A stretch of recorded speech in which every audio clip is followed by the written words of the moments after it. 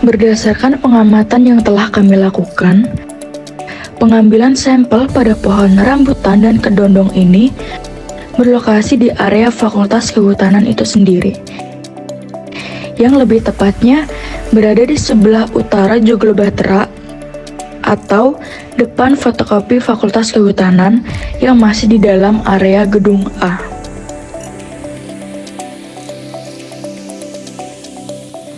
Rambutan adalah tanaman tropis yang tergolong ke dalam suku lerak-lerakan atau Sapindaceae yang berasal dari daerah kepulauan di Asia Tenggara.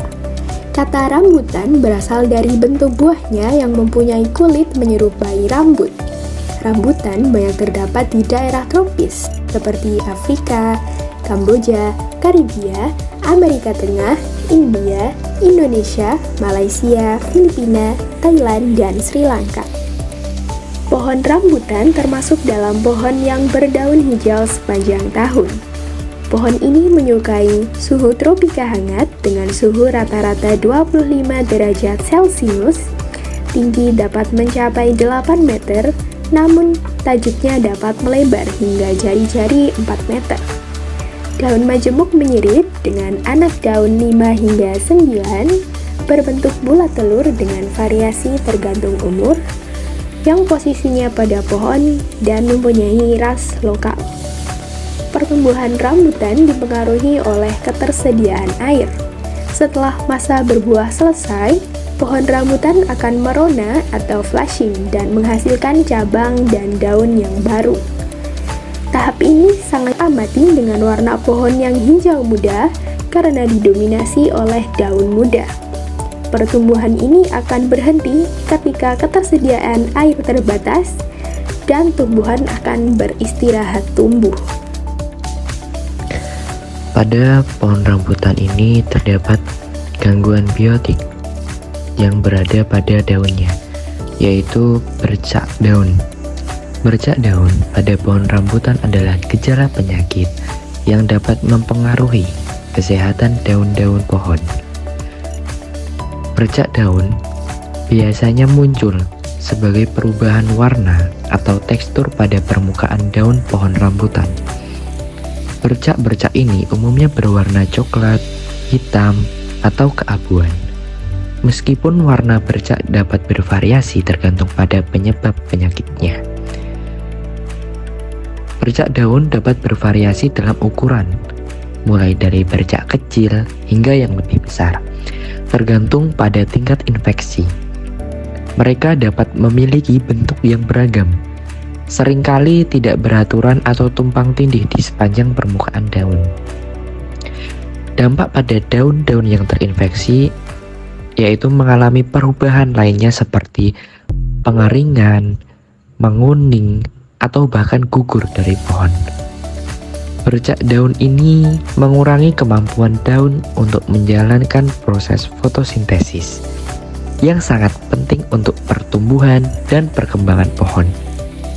Biasanya disebabkan oleh organisme patogen termasuk jamur, bakteri, atau bahkan serangga yang menularkan patogen. Faktor lingkungan seperti kelembapan yang tinggi dan hujan dapat memperburuk penyebaran penyakit ini. Pencegahan dan pengobatan yang dapat dilakukan yaitu menjaga kebersihan sekitar pohon rambutan dan menghindari kelembapan berlebih yang dapat memicu pertumbuhan patogen. Pengobatan termasuk penggunaan fungisidia atau bakterisidia yang sesuai, tergantung pada penyebab penyakitnya. Pemangkasan bagian-bagian pohon yang terinfeksi juga dapat membantu mengendalikan penyebaran. Bercak daun pada pohon rambutan adalah masalah serius karena dapat merusak kesehatan dan produktivitas pohon. Oleh karena itu, pemantauan yang cermat, tindakan pencegahan, dan pengobatan yang tepat sangat penting dalam menjaga kelestarian pohon rambutan. Kedondong merupakan tanaman yang termasuk ke dalam famili Anacardiaceae dengan nama latin Spondias dulcis. Tanaman kedondong banyak tumbuh dan ditanam di daerah tropis seperti Indonesia dan Malaysia. Tanaman kedondong memiliki sistem perakaran tunggang. Batang tanaman kedondong berkayu dengan bentuk silindris. Daun tanaman kedondong merupakan daun majemuk dengan bentuk oval. Bunga tanaman ini merupakan bunga majemuk dan berwarna putih kekuningan. Buah kedondong berbentuk lonjong dan termasuk buah sejati tunggal. Biji kedondong berbentuk bulat dan dikelilingi serat kasar. Tanaman kedondong dapat mencapai ketinggian hingga 40 meter.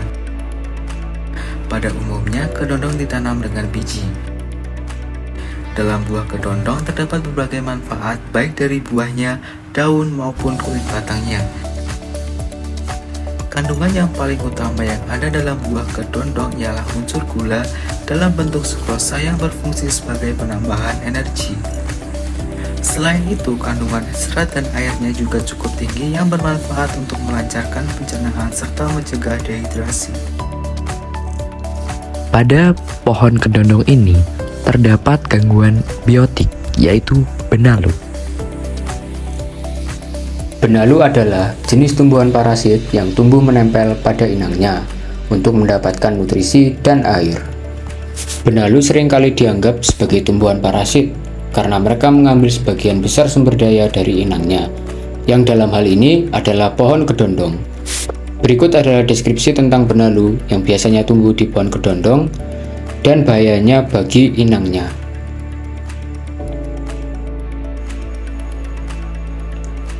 Benalu yang tumbuh pada pohon kedondong ini adalah jenis benalu Scurula lepidota. Ciri benalu ini, bagian yang muda ditutupi rambut-rambut yang padat dan berwarna okre sampai coklat kemerahan. Daunnya berhadapan, berbentuk lonjong menyempit sampai bundar telur atau bundar telur terbalik. Panjangnya 3,5 sampai 12 cm dan lebar daunnya 1,8 sampai 5,5 cm. Pangkal daun membaji pendek sampai menjantung. Panjang tangkai daun 3 sampai 15 mm. Ujung tumpul sampai membundar, pertulangan tidak nyata kecuali pada ibu tulang dan beberapa tulang lateral. Panjang tangkai daun 6 sampai 12 mm. Perbungaan aksiler, tandan dengan 2 sampai 8 bunga. Panjang sumbu perbungaan 12 sampai 25 mm. Bunga biseksual. Diklamid, panjang pedicel 1 sampai 7 mm. Braktea berbentuk jorong, tegak.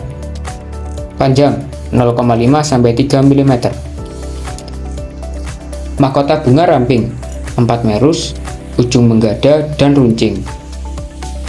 Panjang tabung 13 sampai 30 mm. Kepala sari melekat pangkal atau disebut basifik, panjang 1 sampai 4 mm. Kepala putik membintul. Buah menyerupai gada, bagian ujung membulat, panjang 8 sampai 12 mm. Termasuk panjang tangkai 5 sampai 7 mm. Berbiji satu dan ditutupi oleh lapisan lengket.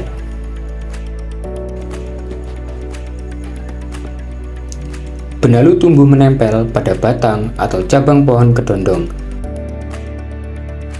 dan menghasilkan struktur penyerapan nutrisi yang disebut haustorium yang meresap ke dalam jaringan inang untuk mendapatkan air dan mineral.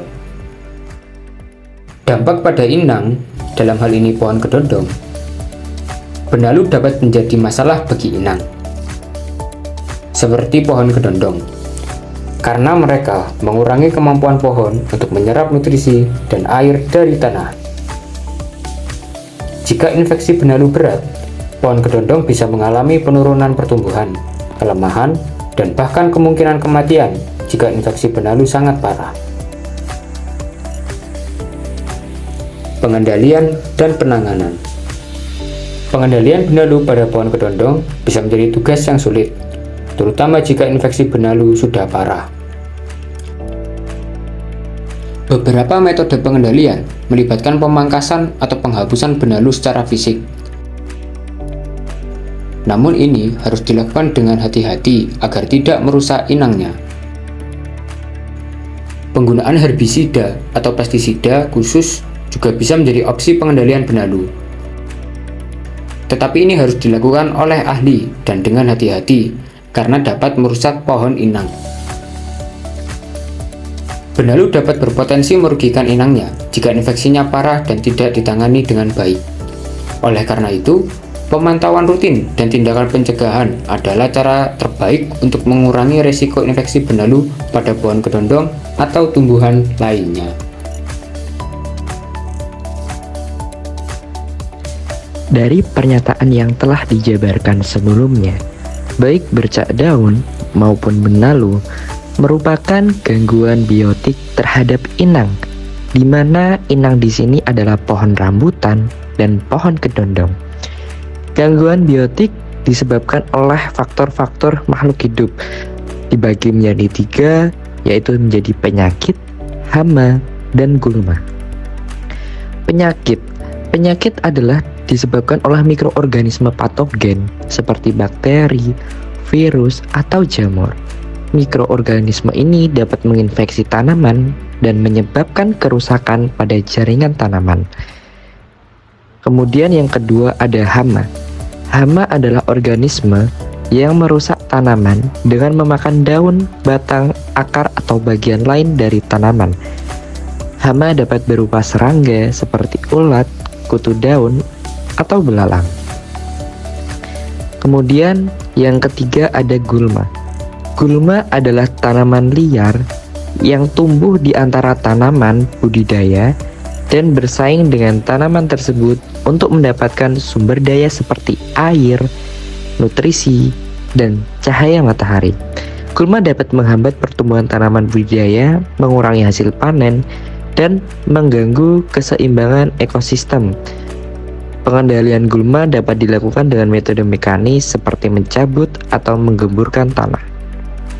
Penting untuk mengelola gangguan biotik ini dalam pertanian dan kehutanan. Penggunaan teknik budidaya yang tepat, penggunaan varietas tanaman yang tahan penyakit atau gulma, serta penggunaan metode pengendalian yang ramah lingkungan dapat membantu mengurangi dampak negatif dari gangguan biotik. Selain itu, pemantauan teratur dan tindakan pencegahan yang tepat juga penting untuk pengendalian penyebaran penyakit hama dan gulma dalam ekosistem pertanian dan kehutanan.